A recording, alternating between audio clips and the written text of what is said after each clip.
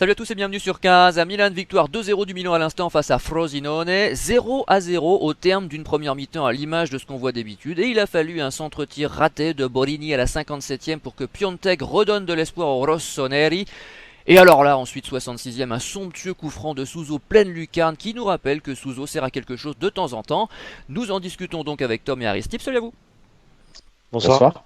Tiens Tom, tu commences alors ce match et surtout ce résultat t'ont-ils redonné des couleurs?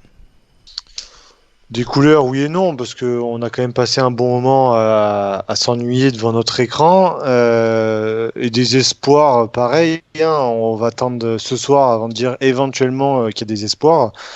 Parce que là, en attendant les deux derniers matchs de cette 37e et avant-dernière journée, on est effectivement quatrième, donc en Ligue des Champions, à égalité de points avec l'Atalanta Bergame qui se déplace à Turin pour affronter la Juve.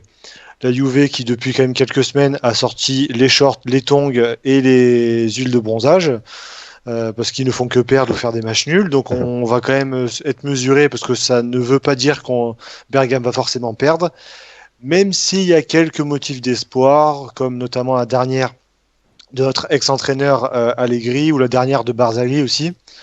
Et peut-être la volonté aussi de Cristiano Ronaldo de finir meilleur buteur du championnat. Il y a peut-être deux, trois enjeux qui peuvent redonner le sourire aux Milanais, en tout cas redonner un petit espoir. Je pense également en passant à la finale de la Coupe d'Italie qui a été perdue mercredi par Bergame, donc ça peut également impacter. Quoi qu'il en soit, même si je pense que ça arrachera la gueule de beaucoup, moi le premier, on va être supporter de la Juve ce soir, on va pas se mentir, hein, s'il y a bien un match dans l'année où on va peut-être être content de voir la Juve gagner, bah, ça va peut-être être ce soir. Donc, à voir. En sachant que dans le même temps, même si je vois mal l'Inter perdre, théoriquement, si je dis pas de bêtises, ils sont à un seul point de nous et ils se déplacent à Naples, ce qui est un autre déplacement pas forcément évident. Donc, quoi qu'il en soit, on va tous regarder la télévision ce soir et espérer que Naples et la Juve tiennent leur rang et gagnent face à nos deux adversaires. Oui, c'est ça, on sort les calculatrices comme souvent en cette fin de saison. On a l'habitude aussi avec les sélections, hein, rappelez-vous le fameux Suède-Danemark à l'Euro 2004, on est coutumier de ce genre de choses en Italie. En même temps, le Milan avait ses cartes en main, les cartes en main, pardon, il y a encore quelques semaines, on a tout foutu en l'air, donc là c'est vrai qu'on n'aura plus qu'à s'en prendre qu'à nous-mêmes si ça ne passe pas.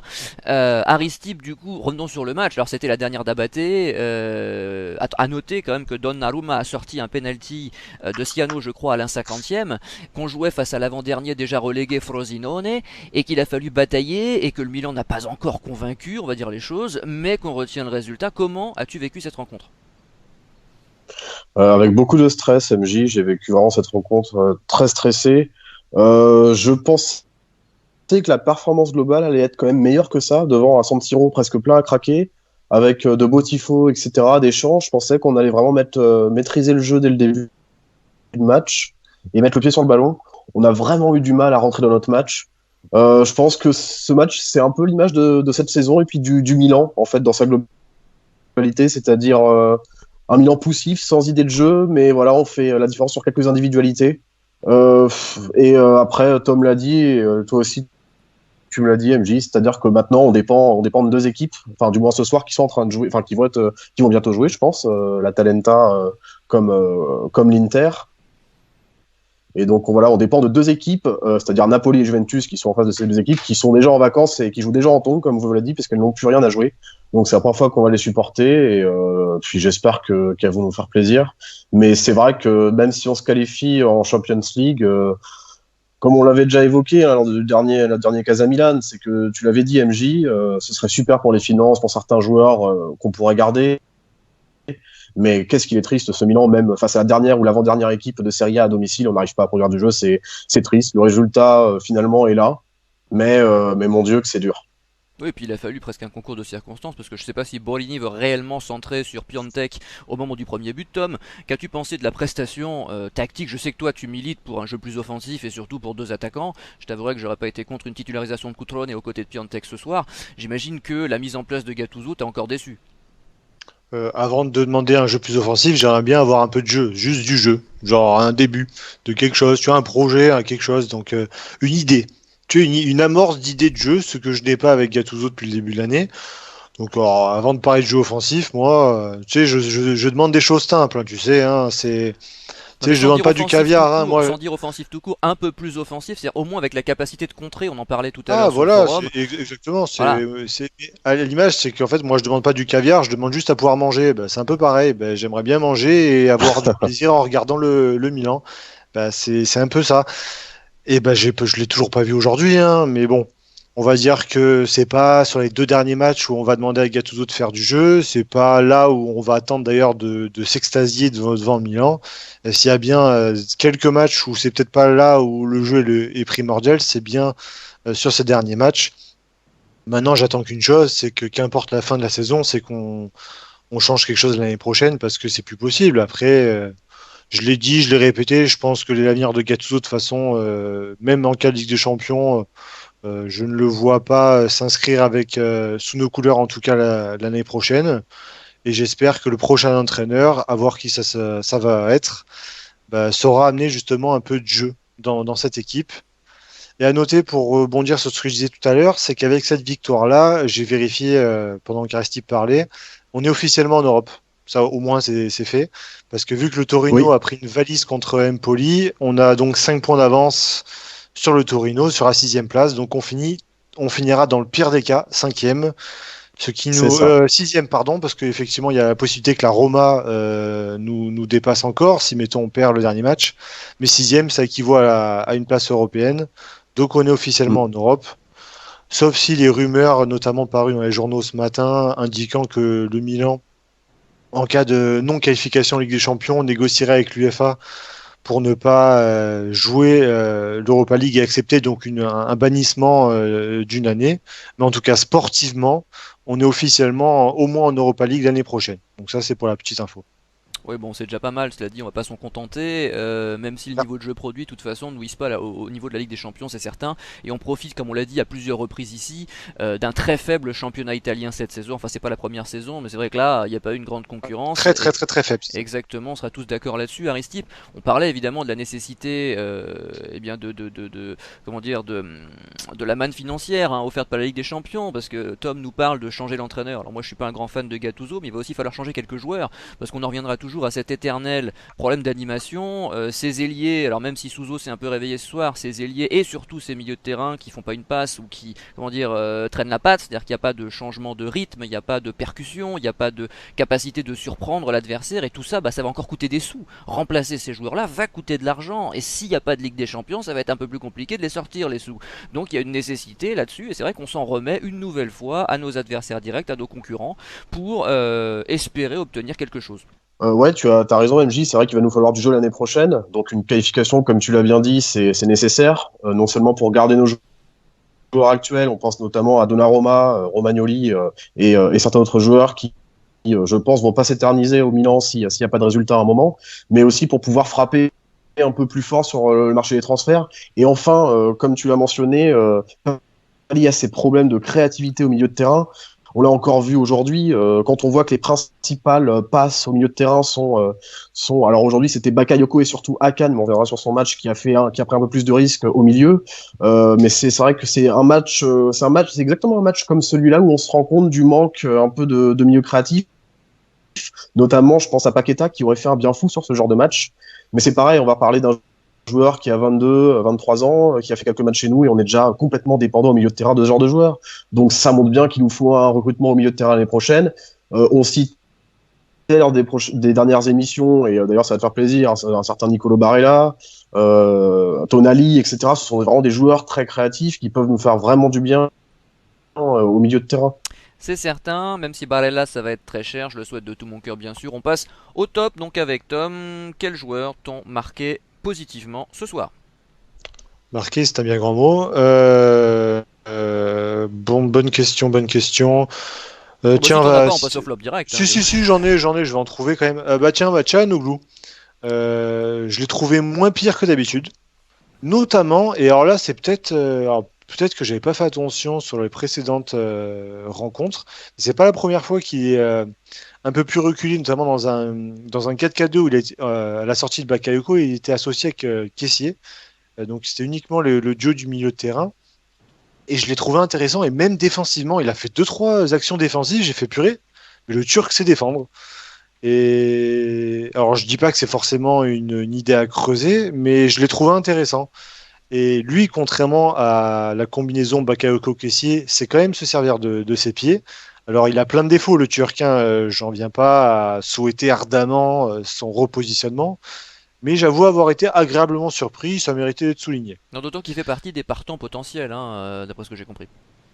Bah oui, c'est vrai qu'à choisir, c'est pas non plus le premier que je ferais partir, d'autant que vu le prix qu'on a payé et vu les sommes que j'ai lues à son sujet, je pense pas qu'on en tirera grand-chose parce qu'on n'a pas encore amorti son transfert, parce qu'on l'avait payé quand même 22 millions il y a 2 ans. Je suis pas sûr qu'on en obtienne beaucoup plus que 22 millions. Bref. En deuxième position, Sousso. Bah, parce que pour une fois, Sousso était bon. Ça aussi, c'est rare. Ça fait longtemps. J'avais oublié que Sousso pouvait être bon. Et pas que par rapport à son coup franc. Même dans le jeu, j'ai trouvé plus intéressant. Il a produit quelque chose. Il était percutant. Il était un peu à l'image du Sousso du début de saison. Et ça fait plaisir. C'est juste dommage qu'il se soit éteint pendant 5 mois. Hein. Après, c'est un peu embêtant. Mais en tout cas, sur cette prestation-là, en tout cas sur ce match-là, je l'ai trouvé vraiment bon, donc c'est à saluer. Et en numéro 1, ça va être Donnarumma, parce que à 0-0 avec le penalty, que certains jugeront peut-être sévère, pourquoi pas, euh, mais je donnais pas cher de la peau du Milan si le Milan avait encaissé un but, surtout vu la capacité mentale des joueurs du Milan cette année, notamment dans cette fin de saison. Alors heureusement qu'il a arrêté ce penalty. D'ailleurs, il arrête aussi un ou deux tirs d'arrière. Euh, j'ai vu qu'il n'avait pas été élu meilleur gardien de la Serie A. Bon, ça m'aurait pas dérangé si ça avait été quelqu'un d'autre qu'Andanovic, parce qu'Andanovic, je trouve pas ça mérité. Mais en tout cas, je pense que c'est un des 3 meilleurs gardiens cette saison en championnat. Je l'ai assez critiqué et je ne l'aime toujours pas par rapport à son salaire immense et au cirque qu'il a fait il y a 2 ans. Maintenant, sportivement, je ne peux que saluer le fait que c'est sûrement un des 2 meilleurs Milanais cette saison. Et t'as pas peur qu'ils nous ressortent le même cirque justement cet été? À la rigueur, je préférais qu'il le sorte maintenant que quand il est mauvais, parce que maintenant, je pense que sa cote a dû quand même augmenter. Et en cas de non-présence en Ligue des Champions, je verrais peut-être comme un point positif le fait de le vendre. Non pas que je nie son apport, parce que son apport a été essentiel cette année, mais c'est un joueur formé au club et une vente d'un joueur formé au club, ça rentre directement dans les caisses. Ça fait énormément de bien. C'est un joueur qui a une bonne valeur marchande, je pense. Et je pense que si on tire, parce que si on tire une somme de Donnarumma, on ne tirera pas 20 millions. Hein. Je pense que si on le vend et qu'on dit OK, on accepte une vente, c'est plus dans les 50. Et ce genre de vente-là, malgré tout, ça ferait énormément de bien au club. En Ligue des Champions, je ne suis pas forcément favorable. Mais si on n'a pas la Ligue des Champions et qu'il faut qu'on recherche des thunes pour aller se renforcer derrière, ça sera pas forcément une mauvaise idée. Donc s'il veut faire son cirque, à la rigueur, qu'on en tire le max possible, je préfère qu'on le fasse maintenant après une bonne saison que comme l'année dernière alors qu'il avait été totalement nul à chier. Allons-y donc avec le top d'Aristip. Eh bien, j'ai exactement le même que Tom, avec en troisième position Çalhanoğlu. Donc, un très bon match offensivement en première mi-temps. Je note une très bonne passe pour Borini à la 10e minute qui est contrée par un défenseur adverse. À la 14e pour Kessié. À la 30e, une très bonne passe aussi. Et un match, aussi une très bonne deuxième mi-temps avec un peu plus de retour défensif cette fois. J'ai noté la 67e, 70e, un bon retour défensif. Et à la 85e, même 2 retours à la 85e. Donc, très bon match de Çalhanoğlu aujourd'hui. Et je dirais même... Exactement. Je dirais même contre une équipe assez faible une fois de plus, mais je dirais aussi peut-être, je pense, de mémoire, le meilleur match de Çalhanoğlu cette année. Alors, il n'a pas été extraordinaire, mais je trouve qu'il a été plutôt complet, il relançait bien, il écartait le jeu, il défendait, il attaquait, donc un bon Çalhanoğlu parmi un de ses 4-5 bons matchs cette année, mais bon, c'est toujours parti l'année dernière, il avait fait 6 ça de gagner. Cette année, il a fait 4 matchs. Exactement. Et toujours comme tu l'as dit, MJ, face à des équipes un peu plus en difficulté. C'est toujours un peu la caractéristique de Çalhanoğlu. Seconde place, Souzo. De très bons centres en première mi-temps et surtout en deuxième, parce que j'ai vu qu'en première mi-temps, il était un peu plus discret, moins bien servi, peut-être un peu plus, disons, pris par les défenseurs adverses. Et Souzo, c'est simple, hein, une fois qu'il a de l'espace, il est largement meilleur, hein, mais quand les adversaires le suivent pas de près et lui laissent ne serait-ce qu'un ou 2 mètres c'est tout de suite plus compliqué. Donc voilà, les centres sont beaux et le but est magnifique. Hein. L'équerre, la toile d'araignée, et puis ça rentre, super. Et enfin, Donnarumma, comme l'a dit Tom, hein, Donnarumma, en fait, il nous fait le match parce que sans son arrêt décisif sur le penalty à la 51e, je pense que on est déjà plus en Champions League à l'heure actuelle et on serait pas en train de parler de Champions en première partie de démission. Et je note aussi, on ne l'a pas dit exactement, mais à la 87e, il fait un super arrêt réflexe de la main gauche. Alors il y a 2-0, mais s'il y a 2-1 à ce moment-là, je pense qu'on tremble pendant 6 minutes raison. facile. Et je pense que rien que pour, en fait, il y a eu 2 arrêts de Donnarumma, mais ils sont tellement décisifs que je peux que lui donner la première place aujourd'hui, comme l'a fait Tom. Très juste, on passe au flop. Allez, vas-y, Tom. J'en ai deux vraiment très bons. Le troisième, qu'est-ce que je pourrais y mettre? Je suis vraiment pas très emballé, je vous avoue, parce qu'après c'est un océan de moyens. Donc on va dire Rodriguez en troisième, parce que je le trouve moins incisif, même défensivement à la rigueur. Je connais sa fonction, notamment par la frilosité légendaire de Gattuso, qui refuse que le Suisse monte très haut. Mais au moins avant, en tout cas une bonne partie de la saison, Rodriguez était assez solide derrière. Là, entre les glissades et les quelques mauvaises réceptions et mauvais contrôles, je dis pas qu'il a été mauvais, mais c'est pas celui vraiment qui m'a le plus plu et je pense même que c'est un de ceux qui m'a le plus énervé, ou en tout cas qui m'a le moins emballé. Il fait pas Donc une ça va bonne être lui en saison, hein, troisième. d'ailleurs. Ouais, je trouvais qu'il faisait une bonne première partie de saison, je t'avoue, parce qu'hormis le match aller face à la Juve, je le trouvais bon. Mais c'est vrai que ça fait plusieurs semaines que je le trouve pas bon défensivement, alors que défensivement, c'était là où je le trouvais le plus intéressant. Parce qu'offensivement, tant que c'est Gattuso, on peut oublier l'idée d'un Suisse qui viendrait déborder, c'est pas possible. Au moins, on oublie. Mais défensivement, qu'il fasse le taf. Et c'est vrai que sur les dernières semaines, je trouve qu'il fait pas le taf. Donc, et même là, face à une équipe qui est un peu plus mesurée, je le trouve moins bon. Voilà, il faut être honnête. C'est un joueur que j'apprécie au demeurant, mais je le trouve moins bon. En deuxième et en premier, parce que ça va être le binôme de l'horreur, même s'il y en a un qui a été bien pire que l'autre, c'est Kessie Bakayoko. Et parce que après, c'est malheureux, parce qu'un mec comme Bakayoko, je pense pas qu'il ait été terriblement mauvais. Mais le problème, c'est que face à une équipe comme ça, quand tu dois produire du jeu et que tu as ces deux joueurs-là, eh ben, bordel, t'as envie de te tirer une balle C'est ça. Voilà, c'est horrible, c'est horrible. C'est que tu n'as, ce que tu disais MJ tout à l'heure, c'est que le problème, c'est qu'on n'a rien. On a offensivement, on n'a aucune qualité de jeu parce que on n'a pas de mec qui est capable de produire vraiment du jeu. Si ce n'est Çalhanoğlu de temps en temps quand il est bien luné face à une équipe un peu faible. Ah, mais c'est pour ça qu'on Et accuse Bakay... Gattuso, Tom. Mais est-ce qu'on peut pas à un moment donné se poser la question du banc? Y a-t-il sur le banc des joueurs capables de faire mieux? Alors tu vas me citer Bilia bien sûr, mais la percussion c'est pas trop ça chez lui. Et puis surtout il est très, très irrégulier cette saison. Y a pas grand monde en fait pour faire mieux. Je pense quand même que alors individuellement, je pense qu'effectivement Bakayoko est meilleur que les joueurs qui sont sur le banc et même Kessié individuellement est meilleur que les joueurs qui sont sur le banc. Maintenant, et alors Dieu sait que je les ai critiqués les deux. Maintenant, je pense que dans l'association de ces deux joueurs-là, peut-être que utiliser soit Bilia, même si effectivement Bilia a les défauts qu'il a, soit Montolivo, soit Ah même bah José ça, ouais. Mauri, soit même Mauri, je ne peux pas me piffrer ce joueur-là.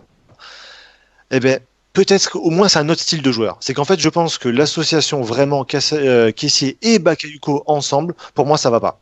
Non mais Même si Montolivo, je suis effectivement, d'accord, mais tu sais bien, on sait jamais, on sait pas ce qui s'est passé. On ne sait pas, on ne non mais comprend pas ce je qui dis s'est pas le passé avec contraire, mais Montolivo. il y en a d'autres. Il y en a d'autres. Même un mec comme Maori, quand il est rentré, je sais plus quand est-ce que c'était, Bah, dans les la matchs, fois où Bakayoko il avait insulté le joueur Gattuso là, où il y avait la prise de bec avec Gattuso. c'était il y a 15 jours, 3 semaines Euh, ça. Ouais, c'est pas vieux. Et ben j'ai trouvé Maori, mine de rien, intéressant, au moins parce qu'il apportait autre chose. Maori, ça restera un joueur qui, à mon avis, quand il partira de chez nous, il ira jouer au Genoa ou dans une équipe de milieu de tableau. C'est pas un joueur du Milan, pas du tout. Mais je reste persuadé que dans le collectif, avoir Cassie et Bakayoko ensemble, c'est se tirer une balle dans le pied, notamment face à ce genre d'équipe comme les Frosinone. Donc c'est pour ça que je ne peux que les mettre ces deux-là, parce que ils sont le symbole de ce qui va pas dans cette équipe-là, notamment face à ce genre d'adversaires-là. C'est pour ça que je mets Bakayoko et Kessié, avec Kessié quand même en numéro un, parce que Kessié, il nous a quand même fait une foire entre les glissades, les passes, les tirs, les mauvais choix. Mais bon, c'est la fin d'année, je vais arrêter de critiquer trop Kessié, parce que bon, je suis un peu fatigué aussi, j'ai besoin de vacances, donc voilà, je vais laisser la main à Aristide. Allez, vas-y, Aristide. Non, je voulais juste revenir sur Biglia. Est-ce que vous avez trouvé un bon match de Biglia cette année?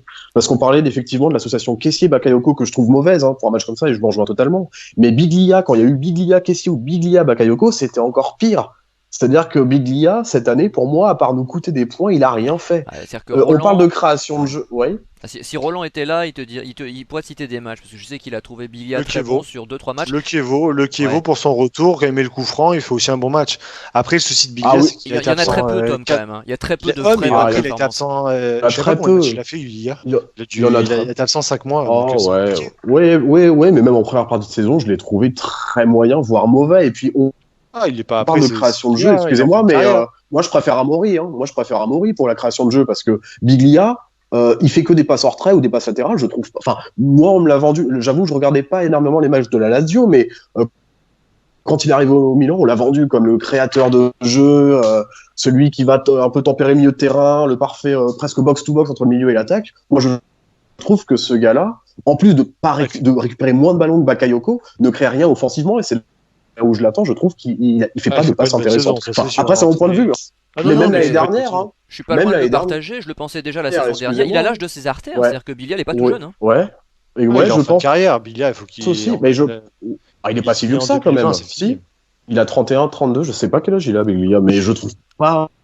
33. Je pense pas qu'il soit si vieux que ça, et pourtant 33 33 ans. Ah ouais, quand même. Ouais, quand même. Mais bon, je le trouve vraiment cramé, ce joueur. Je le trouve inintéressant, que des passes en arrière. Moi, je trouve que, enfin, soit je laisse Kessié Bakayoko au milieu, soit je fais rentrer Mori à la place de Bakayoko. T'aurais Mais pas préféré Biglia, Locatelli? honnêtement, je. Ah oui, si. Ah bah oui, Bah si, parce que mais bien sûr, mais Locatelli était Biglia, peut-être pas quitte à transcendant. préférer un autre joueur, autant bah, je trouvais au moins il apportait quelque chose offensivement, Locatelli, Bah par c'est ça, exemple. c'est-à-dire que Par exemple. Locatelli n'était peut-être pas transcendant, mais est-ce que ce qu'on a mis à la place est mieux? Je suis pas sûr.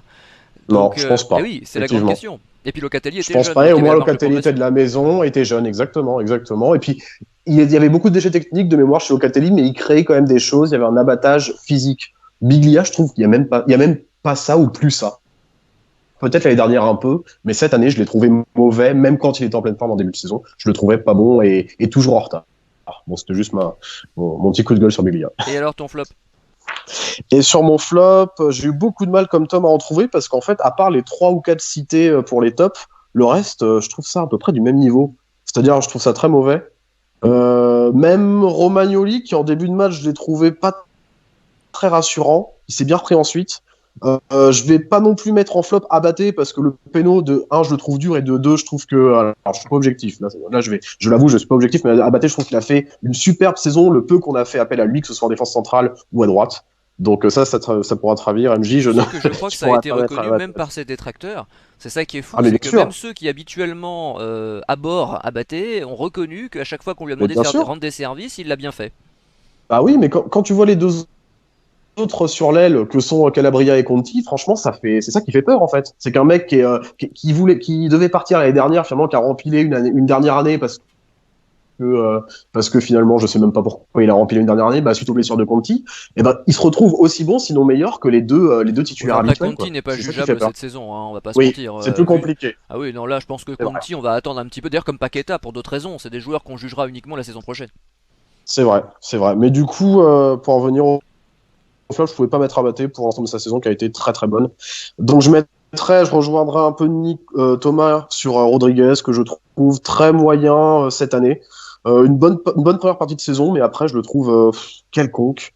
Alors on sait que c'est pas un grand latéral, enfin qui monte offensivement, mais même le peu de choses défensives qu'il faisait très bien l'année dernière, voire en début d'année, je le trouve beaucoup plus fébrile défensivement.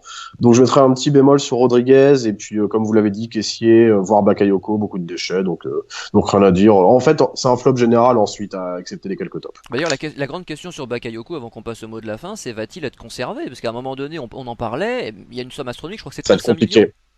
Ouais, et puis Ouais, au niveau des 35. vestiaires, c'est compliqué avec Gattuso. Alors Gattuso va sur, Non, est-ce mais qu'il va Gattuso va rester, pas ça rester. aussi, un débat, mais ouais, ça va être compliqué pour Bakayoko, je pense. Bah, vu son comportement et le prix, honnêtement, et ses performances récentes, ce serait regrettable quand même qu'on aille investir autant d'argent sur Ah, un joueur comme ça, quoi. je pense que sans Ligue des Champions, il n'y a même pas de question à se poser parce qu'on C'est n'aura ça. pas les sous, donc au moins c'est réglé. D'autant que lui ne va pas bénéficier de la nouvelle réforme, mais je vais en parler dans le mot de la fin aussi. Euh, Par contre, avec des champions, peut-être que la question pourrait se poser, mais les derniers échos, avec les derniers écarts de conduite, me font penser qu'il ne restera pas, même si on ne sait jamais. Après, ça va aussi dépendre du coach, hein, parce que, genre, on parle de Maurizio Sarri, mais un Maurizio Sarri, il fera jamais jouer Bakayoko, parce que c'est pas le style du joueur qu'il affectionne. Est-ce qu'il a pas Alors demandé à conserver que, Montolivo, ce qui serait rigolo pour Nico? non pas, je pense plus, non Ah bon. plus. Je pense qu'il va, mais par contre, je pense qu'il demandera un 6 qui soit plus un Regista, qui soit plus en adéquation avec ce qu'il avait, à Chelsea et au Napoli, avec notamment Jorginho. Mais, mais après, voilà, ça va dépendre du coach, ça va dépendre de la fin de saison, ça va dépendre de plein de paramètres. Mais effectivement, là, si on devait faire un pourcentage de est-ce que à combien de chances, chance entre guillemets, ça dépend du point de vue de chacun, Bakayoko a de rester, je lui donne même pas 50%, c'est sûr. Ok.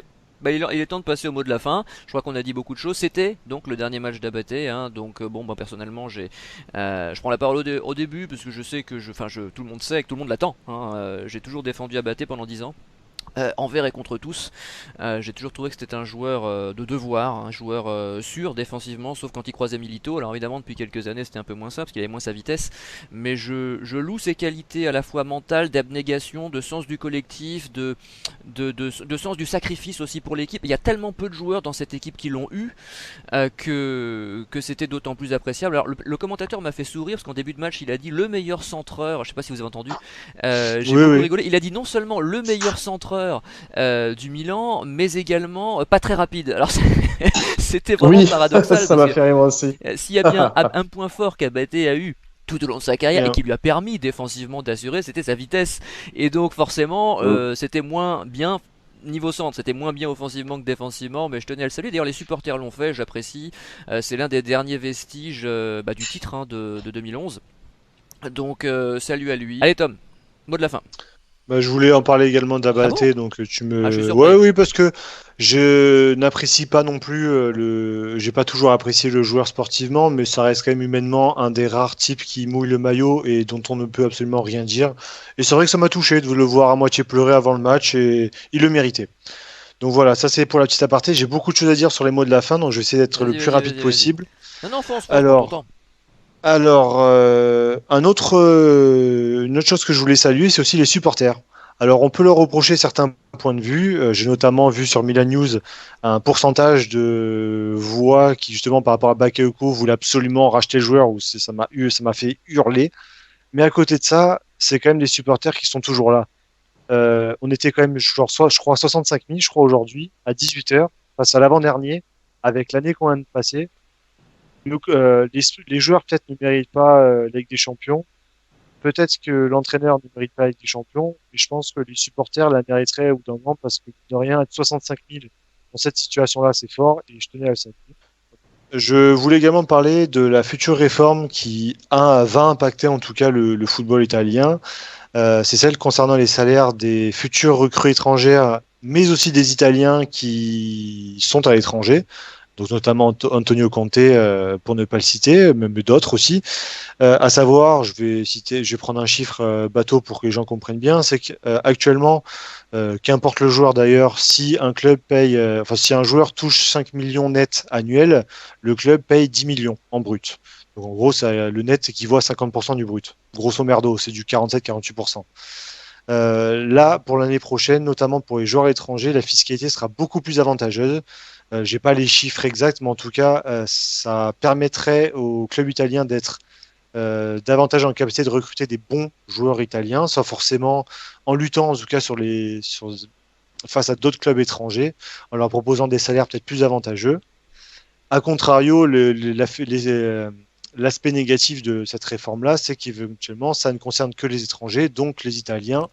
Quid de ce qui se passera, on verra bien. À voir si cette réforme sera bien utilisée, c'est-à-dire dans ce que je comprends dans bien utilisée, c'est-à-dire arriver à recruter des vrais bons joueurs étrangers, tout en n'occultant pas certains jeunes Italiens et ne pas, par exemple, recruter que des étrangers et prendre n'importe quel tocard venu de je ne sais quel pays au détriment d'un jeune. Ah bah pour bien On faire, verra il aurait bien fallu l'année que prochaine. ça ne soit adapté qu'aux Italiens, mais évidemment ça aurait été considéré comme discriminatoire. Je te rassure Tom, je me berce pas d'illusions, je sais très bien que pour retrouver des vraies équipes italiennes, il faudra l'Italexit. Sans Italexit, malheureusement il se passera rien, sans retour des quotas, il ne se passera rien. Je ne suis pas dupe, je sais que les dirigeants n'en ont absolument rien à faire, et que les dirigeants patriotes en Italie n'existent plus. Donc je suis pas naïf à ce niveau-là. Je sais pas, là, je verrai pour le retour du football italien. Je sais pas, parce que sportivement, je pense que ça pourrait être une belle option. En fait, je pense que ça peut être une belle option pour le championnat. Mais par contre, pour l'équipe nationale, j'ai beaucoup plus de doutes. Donc, j'attends de voir. Là, elle vient d'arriver. On verra bien cet été. Je pense qu'il y aura peut-être quelques enseignements à tirer, ou peut-être pas. D'ailleurs, on verra. Mais en tout cas, c'est quand même quelque chose qui est très important à savoir parce que c'est une réforme qui change énormément de choses, notamment et qui a été, à mon avis, perçue de manière favorable par pas mal de clubs. Et la transition est tout trouvée sur mon dernier point, parce que je parle du football italien, je vais parler de l'équipe nationale des U17, qui malheureusement a perdu en finale juste avant, parce qu'ils jouaient une demi-heure avant le Milan, donc ils ont perdu encore en finale. 4-2 face aux Pays-Bas, comme l'année dernière, sauf qu'ils avaient perdu au penalty, mais c'était face aux Pays-Bas aussi. Où j'ai à la fois un coup de cœur et un coup de gueule à proposer et à donner. Un coup de cœur parce que je trouve que la formation italienne s'est vraiment améliorée sur les dernières années.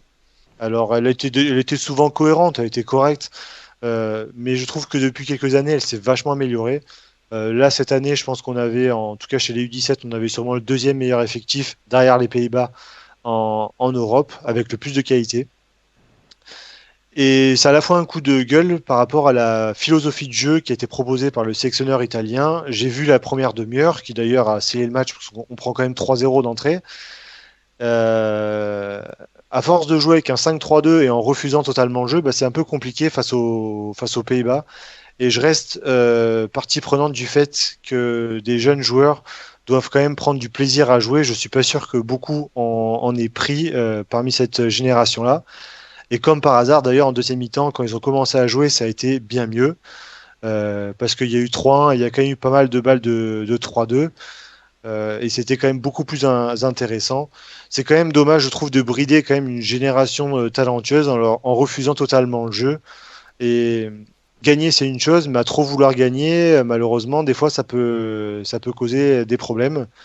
Et c'est ce que je regrette sur cette génération-là. À noter pour le côté milanais, et après je laisse la main à Ristip, que les deux buts ont été inscrits par Lorenzo Colombo, qui est l'attaquant classe 2002 du Milan. C'est bien ça. Et Esposito est pisté, je crois, par de nombreux clubs, d'après ce que j'ai compris. Ah, il est très très fort. Il est vraiment très très très fort lui, hein. Et c'est de cette génération-là, c'est vraiment le meilleur. Il est vraiment excellent. Il joue à l'Inter, il est vraiment très bon. Et tu vois, et puis à noter également que l'Euro Espoir U19 sera donc diffusé à la télé hein, à Et partir on de a des août, hein, je chances, hein. crois. Je pense pas qu'on sera aussi bien placé que les U17, parce que les U17, vraiment, j'avais dit sur le forum que, même à tous ceux qui peuvent me lire parfois sur Twitter, j'avais dit que les U17, pour moi, c'était derrière les Pays-Bas, c'était la meilleure équipe. Donc ça, c'est au final, le classement final est quand même assez concorde à ce que je disais. Là, les U19, je pense qu'ils vont arriver avec pas mal de joueurs surclassés, parce que c'est une génération qui est censée être née en 2000, et il y aura beaucoup de 2001. Donc il y aura sûrement un manque d'expérience. Mais il y a quand même peut-être possibilité de faire une demi-finale. Et une demi-finale, ça serait quand même cohérent, notamment par rapport à la finale l'année dernière. Ça serait correct et ça serait intéressant. Enfin, en tout cas, c'est agréable de voir que nos U17 confirment. C'est-à-dire qu'ils étaient en finale l'année dernière, ils y sont de nouveau cette année, même s'ils perdent. Je veux dire, le fait d'y arriver deux fois de suite, c'est quand même un signe. C'est pas une surprise. On peut pas qualifier ça de surprise. C'est vraiment quelque chose de Il travaillé en amont, de concret, de y a eu une très intéressant amélioration. pour Il y a eu l'avenir. une vraie Voilà. Donc amélioration. il faut l'encourager. Mais c'est sûr que si on envoie Bellanova à Bordeaux, par exemple, pour ne citer que ça, parce que ça concerne le Milan, si on fait pas jouer Plizzari pendant un an, ça n'a pas favorisé le développement de nos joueurs italiens et la réitalianisation de nos clubs. Donc il faudrait là que les dirigeants mettent les mains dans le cambouis et fassent un peu le boulot quoi. Bon alors Aristip se ronge les ongles depuis un petit moment, donc c'est ton tour Aristip de nous donner ton mot de la fin. Et pour le mot de la fin, je vais rajouter quelque chose sur Abaté. Je voulais noter que c'était le dernier joueur milanais à avoir connu le Grand Milan. Quand je parle de Grand Milan, je parle de celui de 2007 où on a gagné la Champions League. et le moins grand Milan, mais toujours 10 fois plus grand que ce qu'on connaît actuellement, c'est-à-dire le Milan de 2011-2012 Zlatan. avec ce titre en Serie A, tout à fait. Zlatan, Thiago Silva, Ambrosini, etc. Tout ce qu'on connaît. Donc voilà, c'est un peu une page qui se tourne quand même, parce que voilà, c'est le dernier à avoir connu ce Milan-là, ce Milan victorieux, ce Milan qui faisait encore peur à tous ses adversaires qu'il affrontait à San Siro.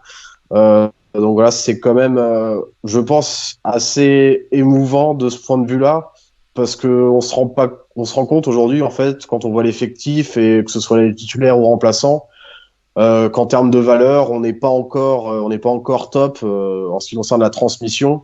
Et Abaté, justement, c'est ce juste guerrier qui rechignait pas à la tâche. Alors, c'était pas le plus talentueux, hein, c'était pas le meilleur latéral, même si il était tout à fait correct. Et comme tu l'as dit, MJ, sauf quand tu le mettais devant Milito, Ah mais bah c'est vrai que c'était défensivement, un moi des je le derniers trouvais à avoir excellent. l'amour du maillot. Je sais que je faisais Défensivement, hurler oui, en il était disant ça, très mais serein. défensivement, moi je le trouvais impassable, hein, vraiment. Ah oui, Pour prendre très, très Abaté dur à passer. en 1 contre 1, c'était quasiment impossible, hein. Oui, Même complètement. Ronaldo l'avait essayé, il n'avait pas réussi, il n'était pas parvenu. Donc c'est vraiment que le joueur était très performant. Après, on pourra déplorer évidemment son manque de créativité offensive, mais j'ai toujours dit, après c'est une question de parti pris, hein. Moi j'ai toujours dit qu'un défenseur latéral devait prioritairement défendre. Là encore, c'est pas la tendance, c'est pas le football moderne, mais c'est ce que moi j'encourage. Donc un défenseur latéral qui bloque bien son couloir et qui empêche ses adversaires directs de passer, moi ça me satisfait complètement. Tout le monde n'est pas de cet avis. Non, je suis d'accord avec toi. Pour moi, un défenseur latéral, il doit d'abord défendre. Et c'est un plus s'il s'est centré et attaqué, mais ça reste un plus. C'est vrai que c'est pas le football moderne avec des joueurs comme les meilleurs, soi-disant, défenseurs latéraux d'Europe que sont Dani Alves ces dernières années, avec, je dirais, autres, Marcelo. On sait que ce sont des joueurs qui tournent bien dans un effectif déjà construit, un effectif porté vers l'attaque, parce que défensivement, ça laisse de la place derrière. C'est pas mon football, c'est pas le type de latéral que j'aime, mais pourtant ça marche. Bon, c'est comme ça, c'est le football moderne. Mais c'est vrai qu'Abaté là-dessus, il était top. Il avait les valeurs du club, il les avait. C'était un vrai guerrier et c'est une page qui se tourne. Le dernier des Mohicans est parti, donc c'est voilà, un dernier hommage là-dessus. Et enfin, je voulais pour mot de la fin, j'attends avec impatience les deux rencontres que je vais suivre de l'Inter et de l'Atalanta dans à peu près 10 minutes. Bon, ça a Et commencé. puis ça a commencé, c'est à 45 Ouais, ou ouais. c'est à pile? C'est à C'est à 30. 30, ça a commencé depuis 10 minutes. Ah, eh ben écoutez, on va suivre ça. Et je voulais juste parler de la SPAL parce que je sais qu'on se déplace pour la dernière journée à la SPAL, donc ça va être un match très compliqué. Donc enfin déjà on va suivre ces deux-là, mais je pense que on a encore le destin entre nos mains. Il faut déjà qu'on gagne à la SPAL la semaine prochaine, ce qui va pas être simple. Et j'espère que Gattuso tentera autre chose qu'un 4-3-3 parce que j'ai remarqué que ces derniers matchs, dès qu'on passe en 4-4-2, enfin avec deux points de devant, bizarrement c'est là où on débloque les matchs et c'est là où on est plus rigoureux défensivement. Donc j'espère que qu'on va pas trop avoir de difficultés pour créer du jeu la semaine prochaine et que si on en a, qu'on passe vite en 4-4-2 parce que j'ai l'impression que c'est le système qui marche le mieux actuellement. C'était mon Alors mot est-ce de que la fin. Gattuso le tester en début de match pour la dernière journée? J'ai du mal à y croire, ce serait souhaitable. Il l'avait fait d'ailleurs en début de saison avec Higuain et Cutrone qui étaient associés, hein, sur quelques matchs. Ça n'a pas duré longtemps. J'ai l'impression que c'est son système de la dernière demi-heure en cas de coup dur. C'est Mais ça, c'est moi ça. je déplore vraiment, je l'ai dit maintes et maintes fois, le traitement infligé à Cutrone cette saison qui n'a pas marqué Mhm. un but Tout depuis à fait. janvier, hein, depuis que Piontek est arrivé, depuis que Piontek est titulaire. Cutrone n'a pas marqué un but, mais je crois qu'il a même pas été titularisé une seule fois,